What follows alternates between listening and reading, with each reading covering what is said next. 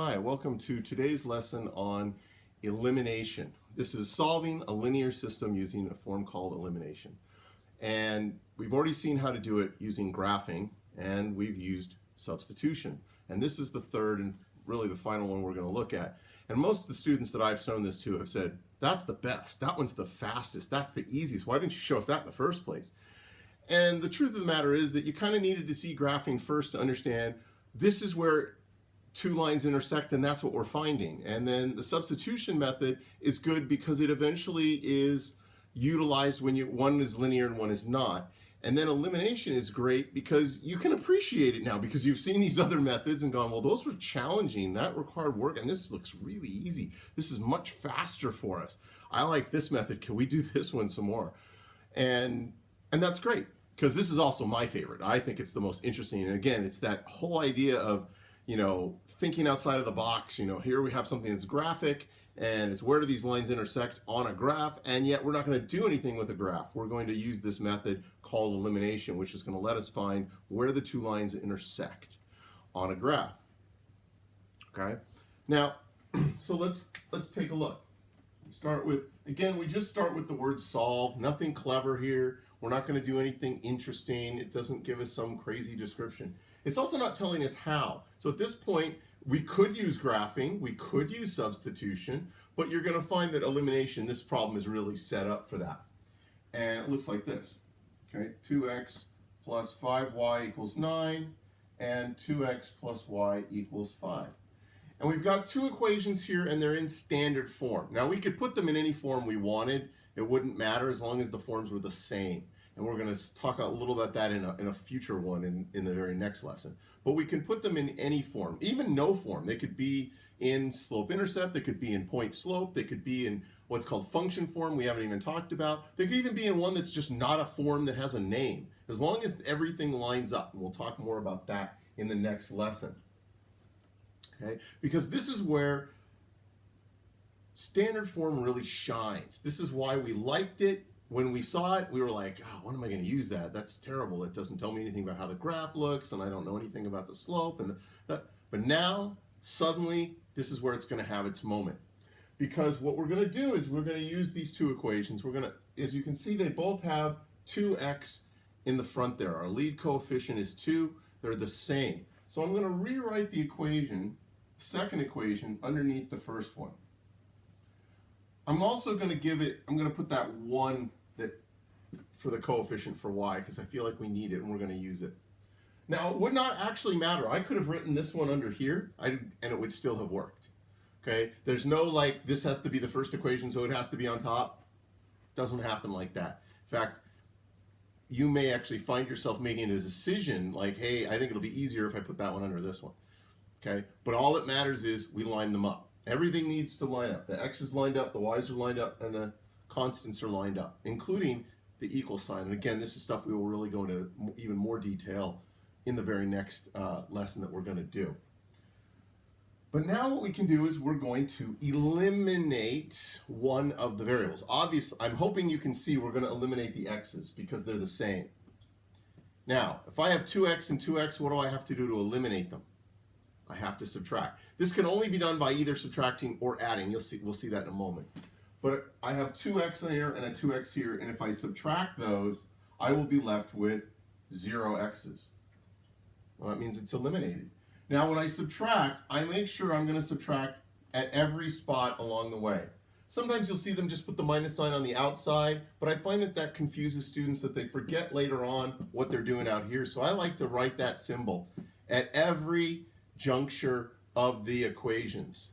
It really drives home that this is 2x minus 2x, that's 0.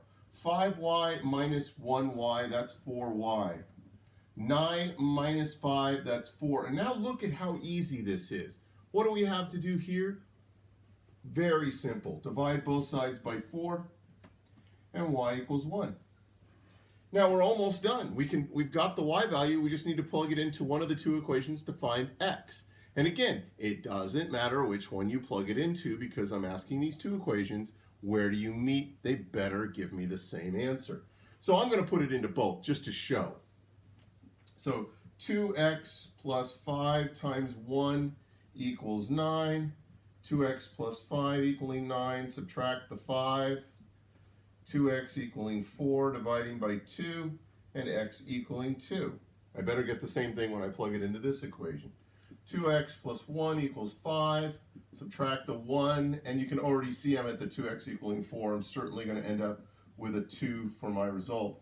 And I want to make one more thing real clear here, because I found y first, but ordered pairs are always written x first, y second. Even though I found the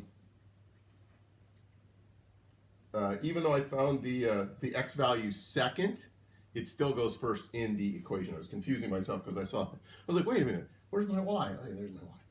So always make sure you're careful. You really think about that at the end, that your x goes in the x spot and the y goes in the y spot. Okay? So that is how elimination works. I use the two equations to eliminate one of the variables. When I combine the two equations, one of the variables goes away, and I'm left with only one variable to solve for. And then it's very quick, right? One more step. And it's never more. It's always one more step. And it's going to be division almost every time. It could be multiplication. That's possible. But it's pretty much going to be division almost every time. Okay? So that's solving using elimination. So let's take a look at a couple more. And again, I'm not going to change what it says there. It's just going to say solve, because that's all we're going to do. So 3x minus 2y equals 10, and 5x plus 2y equals 6. And again, I've got two equations in the same format. They're both in standard form. So I'm ready to line them up, and that's exactly what I'm going to do. So 5x plus 2y equals 6.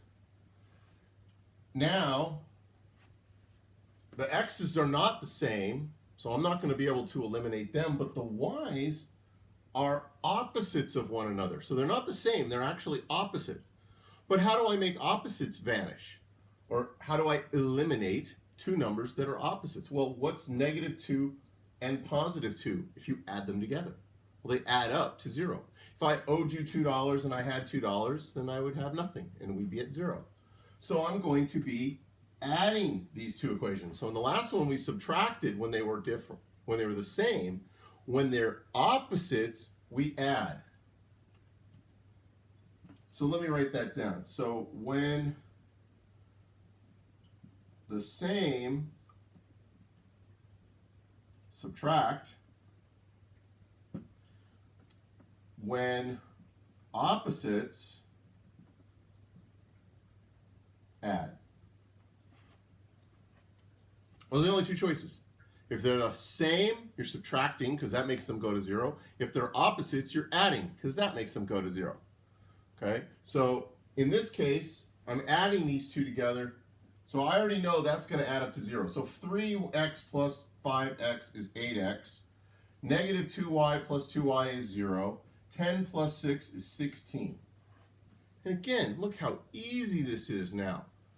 All this, I got two equations with two variables in each of the equations, and well, as soon as I combine them, what do I have? One equation, one variable, x equals 2. Ta-da, piece of cake. And again, I'm going to put it into one of these two equations. Now, which one would you select? Sometimes part of what makes math easier for some than others is that decision-making ability to say, well, I like this one because there's no negative numbers. I don't have to deal with any negative coefficients. So let's put that in there. So 5 times 2 plus 2y equals 6. So 10 plus 2y equals 6. So when I subtract the 10, I get 2y equals negative 4. Divide that by 2, and y equals negative 2. And there's my ordered pair, 2, comma, negative 2. Okay, and again, if I had put it in here, it would absolutely have worked. I can assure you it will give me the same answer, which is that y is negative 2. Because I'm, again, asking two equations, where do you meet? They better tell me the exact same answer, because if they don't, then I've done something wrong. And that's really what we're doing, is we're basically kind of like asking two equations like simultaneously. All right, where are you guys meeting? Just tell me about your x. Tell me about, you seem to say the same thing for y, so tell me about x real quick. And they both go, my x is this. And that's why we're finding that before we're worrying about anything else. Okay? So elimination is only going to be done by adding or subtracting the two equations. When they are the same, you're going to subtract them. When they are opposites, you're going to add them. Okay? And we're going to do one more, and we're going to talk about what if neither of these things is true in the next lesson. This is the basics, okay, on solving using elimination. And again, by far my favorite method, because it's so quick and it's so clean, and it's like you take these two really complicated things and then boom, you're practically finished with just a little bit of arithmetic left to go. Okay, and that's why elimination is such a neat process. And I believe you can use this for even more complicated things where one is linear and one is not, but that's a much more complex idea. But it is still, I think, one that you can do. Okay. All right, so let's look at one more example. And I'm going to leave this little bit up there for just a moment while I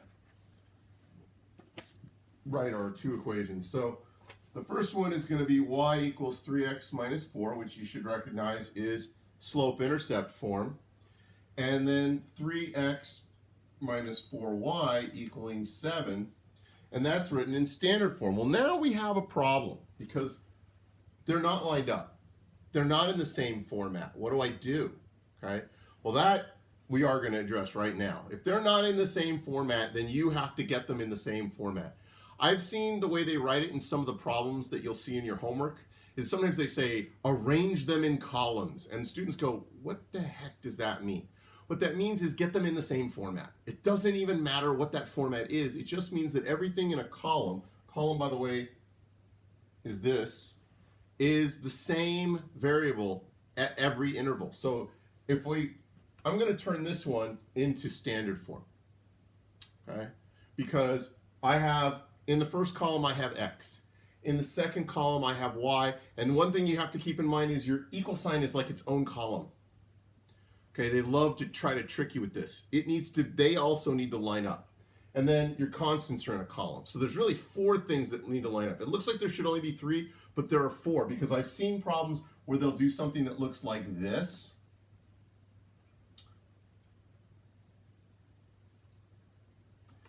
And they think, don't these look lined up? And you're like, but the equal sign is there and the equal sign is there. They're not the same, okay? So don't fall for that. Okay, everything needs to line up. And I think the easiest way to say that is make sure both of your equations are in the exact same format. Doesn't matter which format you decide, okay? And really there's only going to be 2 for us really to focus on, and that's going to be slope, intercept, and standard. Pick one and get it into that form. So this to this or this to that. Now, this to that really doesn't take very much. All I have to do is subtract the 3x from both sides, and I now have an equation in standard form. Okay? And again, do I swing this up here or do I swing this down here? Who cares? Doesn't make any difference. Okay? Whatever looks easier to you. Okay, I can see I have 3x and negative 3x, so I know I'm going to be adding, so it doesn't even matter. It matters even less to me now. So I'm just going to, because of where I want to write, I'm going to swing this one down here. So 3x minus 4y equals 7. Again, these are opposites, negative 3x and positive 3x, so I'm going to add here, I'm going to add here, and I'm going to add here. So this is going to add up to 0. We get 1y plus negative 4y would be negative 3y. Negative 4 plus 7 would be positive 3. And now I have, again, a very easy last step. And boom, I'm done with the y. And now I can plug it back into either equation to find my x. But again, very, very easy once I've gotten past this point. Once I've done the elimination, it's easy. Now this obviously added a step because I had to get one of the equations into the same form as the other equation. It's entirely possible you could have two equations that are both in no form like the other, and you might just say, you know what, I'm just going to turn them both into a third type, which again, standard form is really good for this. And when you see the next lesson, you're going to really want to get it into standard form. It's really going to be where, again, standard form has a little bit of an edge over, say, slope intercept, and kind of a huge edge over like point slope form. Okay? But I'm still not finished. I've still got to go find out what my x value is. So I'm going to plug this in to my either of my equations. So we're going to go -1. So I'm putting it into this equation. 3x minus 4. Okay, so we add the 4 to both sides, and we get 3 equals 3x. We divide by 3. This looks pretty obvious. X is 1. And again, 1 comma -1. Even though I found x second, it still goes first in my ordered pair because that's where it always goes. No exception. Doesn't matter which one I find first or find second. It just matters what letter I'm finding onto where it goes in the form. So I'm gonna,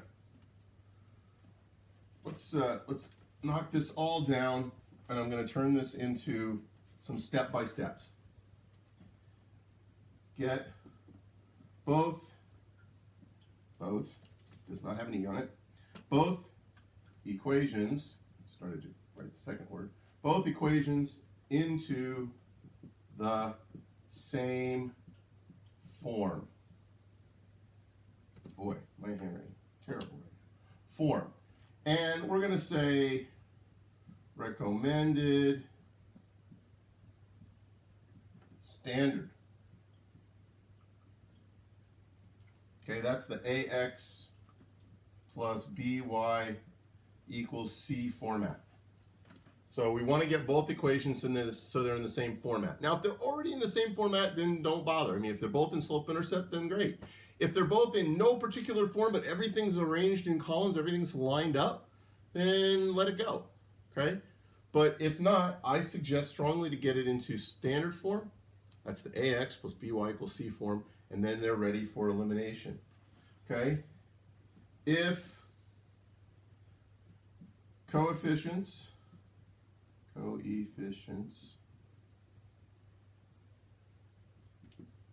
are the same, subtract.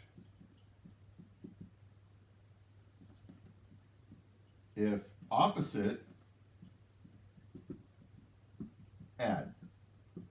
Those are only two possibilities right now for us. And we'll see what, and honestly, if they're not one of these, we'll add a step. I'll add a step in right in here, and then we'll still follow this step anyway. We'll just add one more. But you're just looking, are they the same? Subtract them, because that'll make them go to 0 and go away, and that will eliminate them. Or if they're opposites, add them together, because when you add them together, that will make them go away as well. And then solve for remaining variable. And it should be really obvious at that point. You'll have one variable equals something. 4x equals 8, or 2x equals 6. Something very straightforward and simple. And then use the result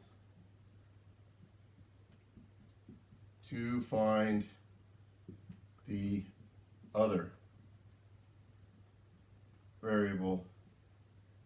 You can use either equation for that, so it doesn't even matter. You're just plugging it in and figuring out what the other variable is. Okay, and at that point you will have it. And if you really want to go and check and double check, you can always plug it back into the other equation. You can plug it into both, make sure you get the same result. You can plug it into one, get an answer, and then make sure it works in the other. There's a lot of ways you can make this very easy on yourself, because once you understand this process, okay, it goes quick. Okay, line them up, add or subtract to eliminate one of the variables, solve for what's left, use that to find the answer for the other variable. Okay? Again, this is my favorite because it is the quickest. I think it's the easiest. I think it's the fastest. I think it's the most interesting. Okay? and I just like it. So I hope you do too. And if so, or if not, I'll see you in class.